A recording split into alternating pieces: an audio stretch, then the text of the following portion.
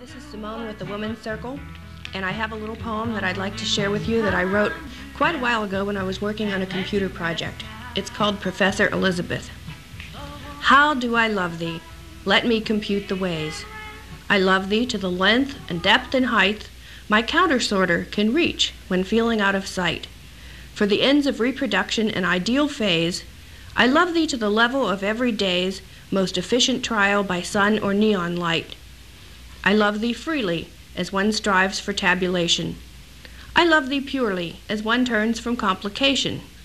In my old projects and with my childhood computation, I love thee with a love I seem to lose with my lost star wheel. I love thee with the data, cards, analyses of all my life. And if the consortium choose, I shall but love thee better after correlation. And on behalf of GCN, I'd like to wish everybody a happy Valentine's Day.